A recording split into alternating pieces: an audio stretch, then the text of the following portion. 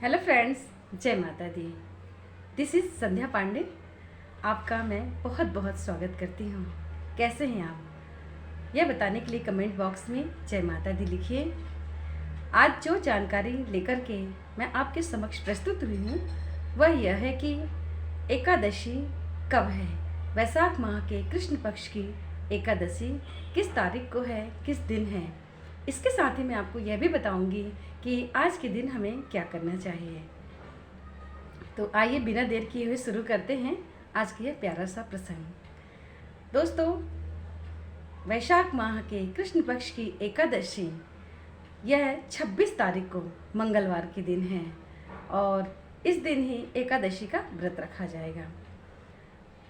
इस दिन सुबह 1:47 से एकादशी प्रारंभ हो रही है और से 27 तारीख को 12:27 तक रहेगी। तो जो एकादशी का व्रत है वह है 26 तारीख को और इस प्यारी सी एकादशी का नाम है वरुथनी एकादशी। और आज के दिन हमें भगवान विष्णु के 12 स्वरूप की पूजा कर अर्चना करनी होती है। भगवान विष्णु के साथ माता लक्ष्मी जी की पूजा करना भी अनिवार्य है और ज़रूर करनी चाहिए। और इसकी एक बहुत ही प्यारी सी कथा है, वह मैं आपको अगले वीडियो में बताऊंगी। अभी मैं आपको यह बताती हूँ कि आज के दिन हमें क्या करना चाहिए। तो आज के दिन जो भी व्रत करते हैं उन्हें 3 दिनों के नियमों का पालन करना पड़ता है। यानी कि 10वीं के दिन से शुरुआत हो जाता है नियम और से द्वादशी के दिन तक उन्हें उस नियम का पालन करना होता है। थोड़ा सा कठिन है इसके नियम, किंतु यह नियम अगर कोई भी व्रती पालन करता है तो उसे बहुत ही अधिक पुण्य की प्राप्ति होती है। कहते हैं कि एकादशी का जो व्रत है वो व्रतों में व्रतराज है, सर्वश्रेष्ठ व्रत है। अगर हम कोई भी व्रत नहीं करते हैं किंतु अगर एकादशी का व्रत हम भली भांति सही तरीके से करते हैं तो हमें सारे पुण्यों की प्राप्ति होती है और इसके ही साथ साथ हमें मोक्ष की प्राप्ति भी होती है, क्योंकि यह स्वयं विष्णु भगवान का सबसे प्रिय व्रत है। तो जो भी व्रती व्रत करते हैं तो 10वीं के दिन से उन्हें इसके नियमों का पालन करना होता है। ये अर्थात 10वीं के दिन से ही उन्हें सात्विक आहार लेना होता है, प्याज लहसुन इत्यादि चीज़ों का सेवन नहीं करना होता है और शाम से ही उनका जो व्रत है वह शुरू हो जाता है। सूर्यास्त के पहले ही वो भोजन कर लेते हैं। इसके साथ ही जिस दिन व्रत है उस दिन वो स्वयं ब्रह्म मुहूर्त में उठते हैं और मतलब कि सूर्योदय के पहले उठते हैं। स्नान आदि से निवृत्त होकर शुद्ध वस्त्र धारण करके उनको आज के दिन श्री विष्णु भगवान के 12 स्वरूप की पूजन और अर्चना करनी होती है। और इनके साथ ही मैंने आपको जो पहले भी बताया है कि माता लक्ष्मी जी की भी अवश्य ही पूजा करनी है। और इन दोनों की पूजा के भी पहले हमें श्री गणेश भगवान की पूजा करनी है। उनको अच्छे से स्नान करवाना है। हम उन्हें पंचामृत से भी स्नान करवा सकते हैं अगर उपलब्ध हो तो, या कि फिर सिर्फ दूध से ही करवा सकते हैं। अगर वह भी नहीं है तो हम शुद्ध जल से स्नान करवाएं। और इसके बाद पश्चात जो विष्णु भगवान की अगर प्रतिमा है, लक्ष्मी माता की प्रतिमा है, तो उन्हें भी हम पंचामृत से स्नान करा सकते हैं, या नहीं है तो हम शुद्ध जल से भी स्नान करवा सकते हैं। और इसके पश्चात उन्हें अच्छी तरह से धूप नैवेद्य से पूजन करें। उन्हें आज के दिन पीले पुष्प जरूर अर्पित करें। और भगवान विष्णु को पीले रंग बहुत पसंद है, मतलब उनको पीला उनका फेवरेट रंग है, उन्हें बहुत प्रिय है।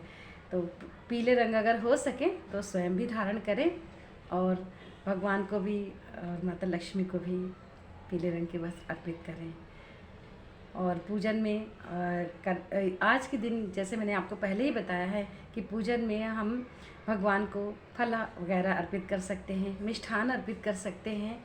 और से जो भी व्रती व्रत करते हैं तो वो अनाज तो लेंगे ही नहीं, सिर्फ फलाहार ही लेते हैं। वैसे कहते हैं कि जो व्रती व्रत नहीं भी करते हैं तो भी उन्हें आहार में अन्न नहीं लेना चाहिए, अन्न का आहार वर्जित है। और चावल तो विशेष रूप से नहीं खाना चाहिए, बिल्कुल पूरी तरह से स्ट्रिक्टली मतलब प्रोहिबिटेड है, बिल्कुल ही मना है। चावल बिल्कुल ही नहीं खाना है। सात्विक आहार लेना है, जो फलाहारी वो तो फलाहार ही लेंगे।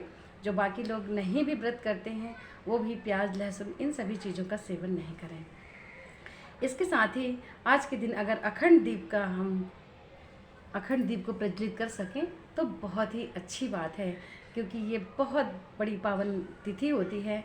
और इस दिन अगर हम अखंड दीप करते हैं तो श्री हरि विष्णु जी की और से माता लक्ष्मी की विशेष कृपा हमारे ऊपर बनी रहती है और साक्षात वो भगवान हमारे घर में आते हैं। और जब हम उनकी पूजा करते हैं सच्ची श्रद्धा से, सच्चे मन से, उस पूजा को वे ज़रूर स्वीकार करते हैं। हमारे पास जो भी सामग्री उपलब्ध हो वह सारी सामग्री हम एकत्रित करके उनकी पूजा करें, जो भी हमारी स्थिति है उसके अनुसार। अगर हम सच्चे मन से थोड़ी सी भी चीज़ उन्हें अर्पित करते हैं तो भगवान वह भी स्वीकार कर लेते हैं। और से आज के दिन सूर्य भगवान को सुबह ही जल अर्पित करना है। वैसे सूर्य भगवान को जल हमें प्रतिदिन अर्पित करना चाहिए। और इसके साथ ही माता तुलसी की विधि विधान से पूजन करना है। शाम के समय तुलसी माता में दीपक रखना है और अगर हो सके तो अपने घर के मुख्य दहलीज पे, चौखट पे स्वस्तिक जरूर बनाएं और स्वस्तिक हल्दी का बनाएं। इससे भी भगवान की बहुत बड़ी कृपा होती है।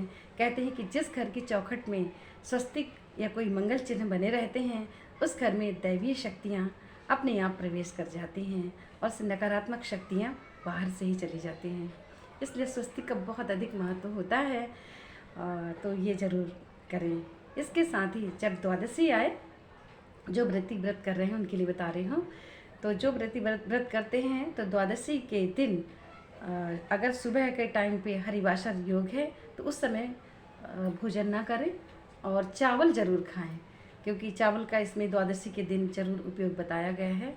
हरिवासर का जो एक मुहूर्त है उसके हो जाने के बाद करना है, यानी कि 27 तारीख को पारण करना है। और पारण करने के पहले अगर हो सके तो दान जरूर दान करें। यानी कि दान का अर्थ है जैसे कि हम किसी भी ब्राह्मण को दान कर सकते हैं और दान में हम अन्न का दान कर सकते हैं, फल का दान कर सकते हैं, घड़े में जल भर करके दान कर सकते हैं, क्योंकि यह वैशाख मास चल रहा है और इस मास में अगर हम जल का दान करते हैं तो उसका विशेष महत्व होता है। भगवान बहुत खुश होते हैं। जो भी ज़रूरतमंद है उन्हें जल का दान करें और जितनी भी हमारी शक्ति है उसके अनुसार दान करें और फिर स्वयं भी पारण करें। इस तरह से एकादशी का जो व्रत है वह करना चाहिए। और कुछ नियम है जैसे कि मैंने आपको पहले ही बताया है कि इसमें प्याज, लहसुन इन चीज़ों का सेवन नहीं करना है, झूठ नहीं बोलना है, लोभ नहीं करना है, यानी कि काम, क्रोध, मद, लोभ, मोह, आलस्य इन सभी चीज़ों का परित्याग करते हुए व्रत करना है। सदाचार से रहना है और अपने सारी जो भी इंद्रियां हैं उनको अपने वश में रखना है, संयम में रखना है और भगवान में ध्यान लगा करके व्रत करना है। तभी ये व्रत जो है संपूर्ण होता है और से पूर्ण फल प्रदान करने वाला होता है। कहते हैं कि व्रतों में यह व्रतराज है, यानी कि सर्वश्रेष्ठ व्रत है। तो इसका व्रत करने से हमें अक्षय माने बहुत ज़्यादा पुण्य की प्राप्ति होती है। तो ये थी जानकारी कि एकादशी का व्रत कब है और इस दिन हमें क्या क्या करना चाहिए। तो ये जानकारी आपको कैसी लगी मुझे कमेंट करके ज़रूर बताइएगा। और thank you so much everyone जो भी मेरी इस वीडियो को देख रहे हैं और जो भी मेरे इस चैनल में फर्स्ट टाइम आए हैं, प्लीज़ सब्सक्राइब माय चैनल और उसे ज़्यादा से ज़्यादा शेयर करिए। मिलती हूँ फिर एक नए और ज्ञानवर्धक वीडियो के साथ, तब तक के लिए आज्ञा चाहती हूँ। जय माता दी।